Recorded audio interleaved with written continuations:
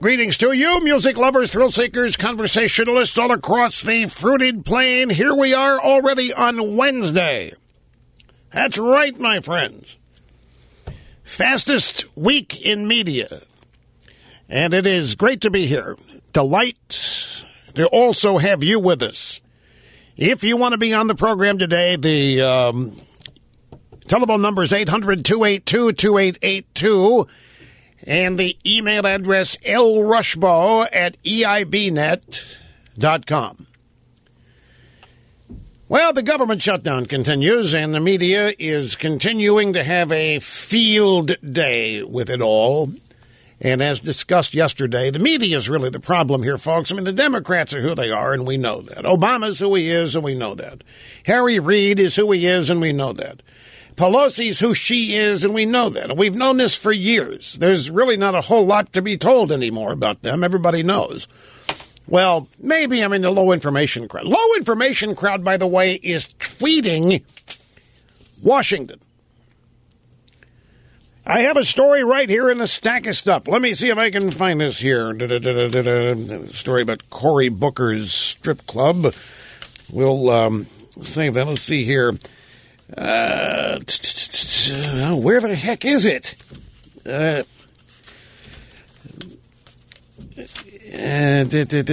see. Let me stop being so stupid. Yeah, here we go. It's an AP story in their technology division. Stop being so stupid. Voters tweet to Congress. They don't understand why a compromise is so elusive. The roiling debate over the U.S. government shutdowns extending to Twitter, Facebook, and Instagram. By the way, wait till you hear. We get some audio sound bites coming up. Rick Pitino, well-known college basketball coach. Pitino is at the University of Louisville. And it's amazing to listen to him describe recruiting trips. He said these are exceptional high school basketball players. He's trying to recruit them to play college basketball at Louisville, and he goes out to recruit them, and he can't get them off the computer, the iPhone, or whatever. He has to talk to their parents because all they're doing is social media. That's all they care about. That's all they're doing. And it's you wait till you hear it. It's coming up in the audio sound bites.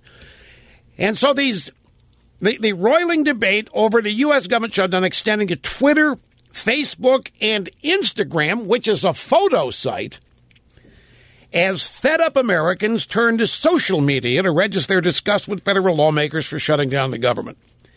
Those posting pulled no punches, calling members of Congress immature, stupid, and idiots who need to grow up. Mostly, though, tweeters said they couldn't understand why a compromise between the two sides seemed so elusive. And a low-information crowd weighing in on this. And there's a reason for that. If you're Harry Reid, if you're Nancy Pelosi, if you are Barack Obama, if you're Steny Hoyer, if you're Charlie Rangel, if you are any Democrat, and you know that no matter what you say about the Republicans is going to be repeated and amplified, and if you know that no matter what you do, you will never be criticized, and you will never be held to account, are you not going to have blazing confidence to just launch whatever you want to launch and say whatever you want to say and do whatever you want to do? Because the group that exists ostensibly as the arbiters, the umpires, if you will, are all on one side. And when they're on your side, I mean, move this to playing a game of any kind, softball, baseball, if the umpires are on your side and you're going to get every call and you're going to get the beneficiary, you're going to benefit from even cheating. You'll be allowed to cheat and it won't be called.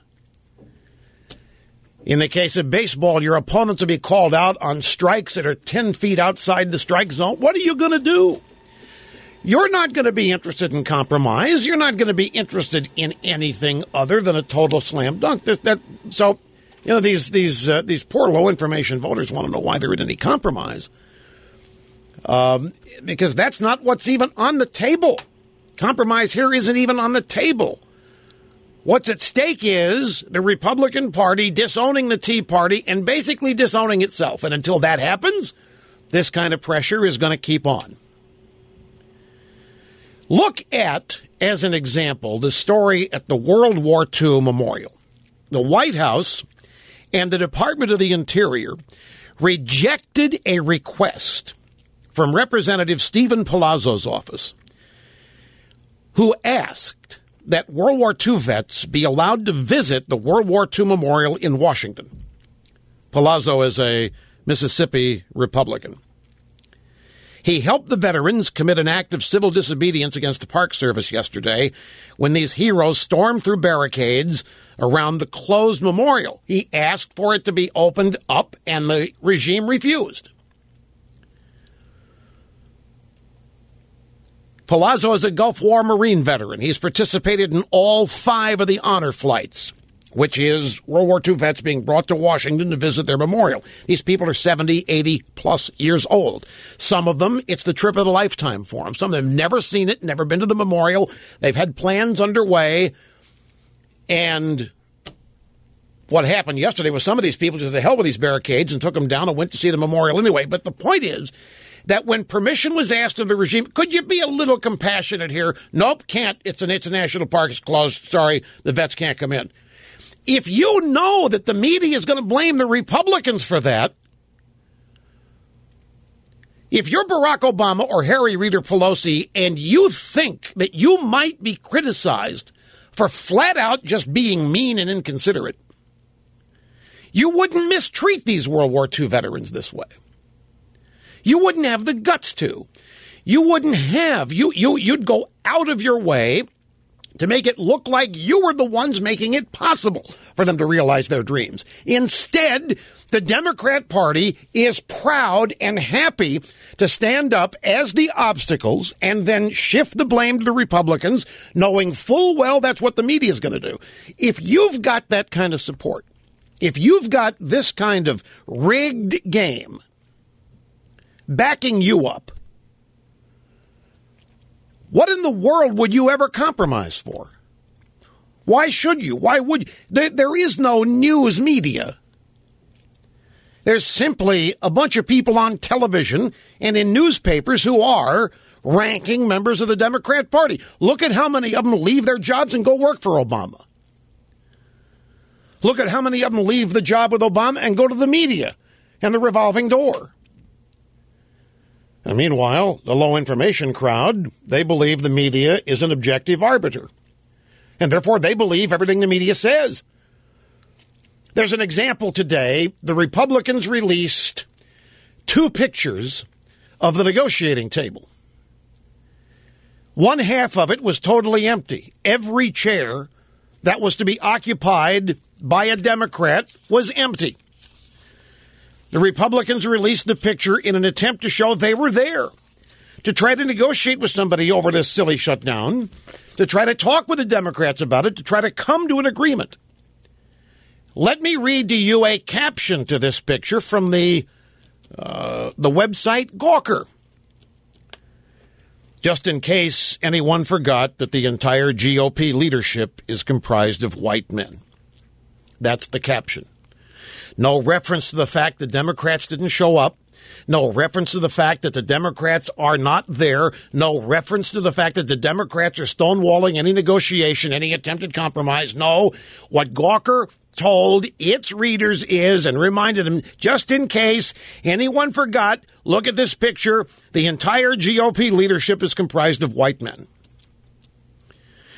Now, if you're a Democrat, you know the media is going to do that. Why show up and negotiate? Why give an inch on anything? It's not even a matter of giving an inch. Why even play fair? Why? All of this is such a stacked deck. It's all such a stacked game. And it's in the midst of this game that the Republicans, God bless them, nevertheless try to get treated fairly by behaving a little like what they think the media wants them to do.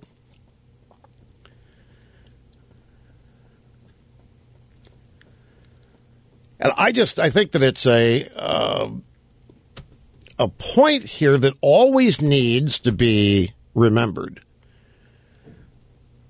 And that's why the mindset, the low information voter, despite the fact that they're low information, that's why it's important to keep track of it. This is how it is they're coming to be informed. Now, the question then becomes, how do you battle this? How do you deal with it? And there's stock answers. Well, you just do what you do. Do what you think is right. And whatever you do, don't play to it.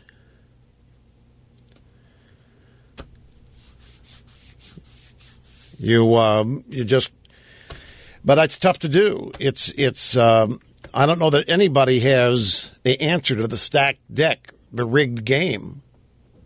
Do you know the answer, Mr. Snerdley? But clearly this is, well, yeah, you go on offense. But what they're going to tell you is, well, even no matter what we do, we won't be covered. And if we are covered, it'll be lied about. We will be misrepresented. By the way, on this Gawker thing, a slight mistake. That was not actually the caption. That was the first comment. This thing printed out weird. The first comment, which is just as good, on the Gawker website with the empty negotiating table, all Republicans and no Democrats. One of the comments posted by a reader of the website was, just in case anyone forgot, the entire GOP leadership is comprised of white men. So Gawker didn't even have to say it. Their readers concluded. But why? Where do they not know that the congressional black Caucasians have had to complain and whine at Obama for the lack of diversity in his administration? No, they don't know that. The people that read this stupid little website haven't the slightest idea what's really going on. Most of the people in this country who get their news from the media have no idea what's really going on in the country. And that's what we're beating our heads up against the wall about. And that's why the ongoing effort to try to explain to people just who the media is and what they are, what Obama and Pelosi is. But then the rejoinder always is, well, if you can't deal with the media the way it is, get out of the game. If you're going to be a big baby about it, then just get out of the game. And all the while, of course, the media denies that they play this role. They deny there's any liberal bias. They deny that there's any alliance with the Democrat Party. So, anyways, forget the media now. Here we have a real live story. World War II vets being denied the opportunity by the Democrat president and his party to visit the World War II memorial. And do the old game. If this were a Republican president doing this, what do you think the news headlines would be? Well, we know the answer to that. Now, no, because the Obama administration knew about the World War II veterans' request. They rejected it. It's not that the administration didn't know what the Park Service is doing here. They knew about it. They rejected the request. By the way, it might cancel the Army and Navy football games this weekend. Doesn't Obama? Who said that it would be an apocalypse? McCain said that if they cancel the football games, it'd be an apocalypse. You got to be kidding me. That's what the apocalypse is to McCain if they cancel the Army and Navy football games? Well, I can just hear it. That's the apocalypse. That's it. If they do that, that's crossing the red line. That's it. Really? What about all these military? Didn't that where Obama goes to play golf? Didn't he play golf at all these military bases? Who's holding who hostage? Could it not be said that the regime is holding World War II veterans hostage, not letting them attend their own memorial? People who want to go to Grand Canyon, basically a hole in the ground. People can't go to the bottom of the hole in the ground. The so-called government shutdown. Honor flight to World War II memorial in jeopardy due to shutdown. It's from Toledo, northwestohio.com. Locally in the Glass Valley, we can see the effects of the government shutdown at our museums, monuments, and national parks. But for a group of World War II vets visiting a national memorial in Washington, an all-expense-paid trip, which is called an honor flight, the shutdown was not stopping them from seeing the tribute that was inspired by them. These are World War II heroes that are nearing the end of their lives. And they were told if they tried to visit the memorial erected in their honor that they'd be arrested. The trip is scheduled for October the 9th. This government shutdown, if you ask me, not going far enough. The wrong things are still open. They're shutting down the wrong stuff in this shutdown. At any rate, I got to take a break here, folks, because of the programming format and the clock and all that. Sit tight. We'll be back and continue after this.